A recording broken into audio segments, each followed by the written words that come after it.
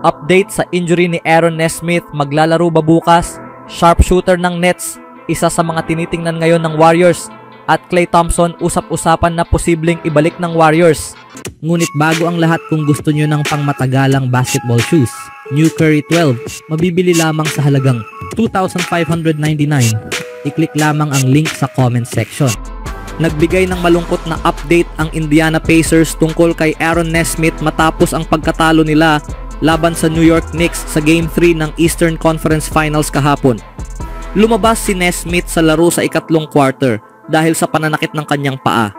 Pumunta siya sa locker room, ngunit bumalik siya sa laro sa ika-4 na quarter. Si Nesmith, ang bayani sa Game 1, ay nagtapos na may 8 puntos mula sa 2 sa 8 shooting. Sinabi ng coach ng Pacers na si Rick Carlisle na magiging factor ang injury ni Nesmith sa mga susunod na laban. Oo, tiyak na faktor ito, sabi ni Carlisle tungkol sa pananakit ng paa ni Nesmith. Bumalik siya sa training room, tiningnan, naniniwala akong nilagyan ulit ng tape. Gumawa siya ng mga galaw sa hallway para gumalaw muli.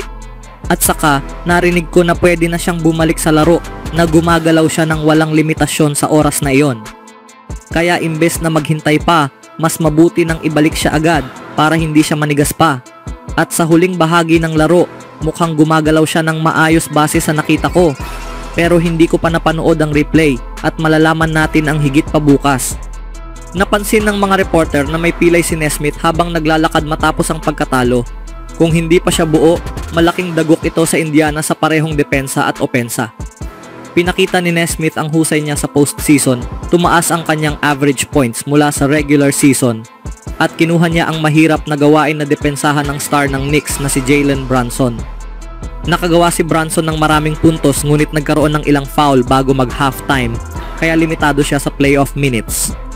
Gayunpaman, sinayang ng Pacers ang malaking lead sa halftime nang mag-respond ang New York ng malaking run sa ikalawang bahagi ng laro para maagaw ang kontrol at mabigla ang Indiana.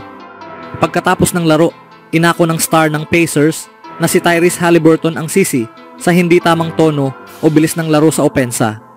Sa huling bahagi ng laro, ang ganitong laro ay madalas nakabase sa 1 o 2 possessions, kaya sinusubukan lang namin na gawin ng tama, ilagay ang mga kasama sa tamang posisyon. Pero oo, ito ay isang bagay na alam kong pagsisisihan ko pag napanood ko ang replay, sabi ni Haliburton. Iniisip ko na ito, sinisisi ko ang sarili ko. Sa totoo lang, sa palagay ko marami sa aming mga problema sa opensa sa ikalawang bahagi ay dahil sa akin, kaya kailangan kong maging mas mabuti at magiging mas mabuti ako sa Game 4. Bumangon ang Knicks mula sa 20 puntos na lead sa Game 3 at ngayon ay may pinakamaraming 20 puntos na comeback sa isang postseason. Alam kong napapagod kayo kapag sinasabi kong walang ligtas na lead, pero talagang walang ligtas na lead, sabi ng coach ng Knicks na si Tom Thibodeau. Dahil sa 3-point shot, mabilis makabawi ang mga kalaban. Bilis ng laro, mabilis makabawi, kaya nakikita mo ang mga comeback ng madalas. Kapag bahagyang bumaba ang intensity, ganun ang nangyayari. Kailangan mong manalo ng iba't ibang paraan. Siyempre, mas gusto mong manguna sa score, pero kahit anong kailangan mong gawin, yun ang dapat gawin para manalo. Nakaschedule ang Game 4 bukas sa Gainbridge Fieldhouse. Sa kabilang balita naman, napakahalaga ng summer na ito para sa Golden State Warriors habang sinusubukan nilang ayusin muli ang kanilang roster para muling maging karapat-dapat sa kampyonato. Tututok ang Warriors sa pagbuo sa paligid ng kanilang 3 veteranong sina Curry, Butler at Draymond Green ngayong off-season upang makabuo ng roster na may kakayahang makipagsabayan para sa titulo. Isang mahalagang desisyon na kailangang gawin ng Warriors ngayong summer ay kung nais nilang panatilihin ang kanilang batang forward na si Jonathan Kuminga na isang restricted free agent. Sinabi ng head coach na si Steve Kerr na hindi siya masyadong kumbinsido sa pag-aayos ni Kuminga sa lineup kasama ang star trio ng Golden State, kaya ito ang dahilan kung bakit pinabench niya ito sa simula ng playoffs. Dahil dito, nagiging usapin na ang kinabukasan ni Kuminga sa Golden State at kamakailan ay gumawa si Jed Pagaduan ng clutch points ng isang mock trade na magpapadala sa kanya sa Brooklyn Nets. Sa trade na iyon, isinusulat ni Pagaduan na ipapadala ng Warriors si Kuminga kasama ang 2028 first round pick to Brooklyn for Cameron Johnson. Si Johnson ay isa sa mga pinakamahusay na shooter sa liga ayon kay Pagaduan. Ngayong season, Nakakuha siya ng 39% mula sa 3-point line sa 7 attempts kada laro, kahit siya ang pinakapinagtutuunan ng depensibong atensyon para sa Brooklyn Nets.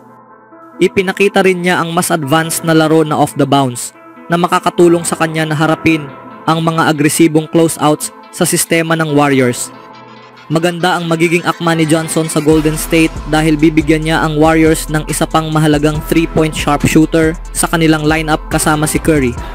Ang 29 na taon na forward ay nag-improve rin sa ibang aspeto ng laro, lalo na sa depensa, at mas dala niya ang hinahanap ng Warriors sa kanilang lineup kumpara kay Kuminga na makakakuha naman ng pagkakataon na mas hawakan ang bola ng malaki sa Brooklyn. Speaking of Warriors, may bukas na pagkakataon ng Golden State para sa kampyonato habang si Stephen Curry ang nangunguna. Ang maalamat na guard na ito kasama sina Jimmy Butler at Draymond Green ay isang matibay na pundasyon para sa isang team na may kakayahang makipagsabayan para sa titulo. Malinaw na marami ang kailangang gawin ng general manager ng Warriors na si Mike Dunleavy Jr. ngayong summer para makaalpas mula sa pagiging malakas na playoff team tungo sa pagiging tunay na contender sa titulo. Kailangang gumawa ng ilang hakbang ang Golden State na magbubunga ng tagumpay. Pagkatapos ng kahangahangang season ni Curry na kinilala sa All-NBA second team, medyo alam na ng Warriors kung ano ang kailangang baguhin. May ilang pangangailangan ng Golden State na dapat tugunan. Kakulangan sila ng malalaking players, kaya malaking tulong ang makakuha ng isang center.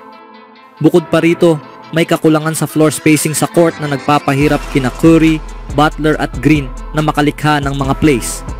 May solusyon si Jed Pagaduan ng clutch points para sa problema sa floor spacing. Sa isang hypothetical na senaryo, nakipagkasundo ang Warriors sa Dallas Mavericks upang maibalik si Klay Thompson sa Bay Area. Ipinagpalit nila si Moses Moody at Guy Santos at ang bumalik lang ay si Thompson. Maaaring hindi na si Klay Thompson ang former player na kilala natin at nakaranas siya ng mga hindi magandang laro sa playoffs nitong mga nakaraang taon. Pero kung gagawa ang Warriors ng malalim na playoff run muli, tama lang nakasama si Thompson dito, isinulat ni Pagaduan. Sa pagbabalik niya sa Warriors, magiging ikatlo o ikaapat na option si Thompson habang nangunguna sina Curry at Butler. Ito ay magiging pagtanggi ng Golden State sa anumang kabataan na meron sila at pagtutok sa kanilang mga veterano at maikling panahon para sa kampyonato. Dapat mas maganda si Thompson kaysa sa bersyon ni Moody na lumabas ngayong NBA playoffs. Napakapangit ng laro ni Moody noon at napalabas siya sa rotation hanggang napilitan silang ibalik siya dahil sa injury ng ibang player, dagdag pa ni Pagaduan. Bagay si Thompson sa mas maliit na papel sa Warriors pero delikado ang trade. Hindi rin kailangan ng Mavericks si Thompson dahil sa bagong direksyon ng team. Maaaring hindi ito magustuhan ng fans, pero nakaka-excite isipin ang pagbabalik niya para sa isa pang title run. May dahilan kung bakit umalis si Thompson sa free agency. Panahon na para magsimula ng bagong yugto sa kanyang career.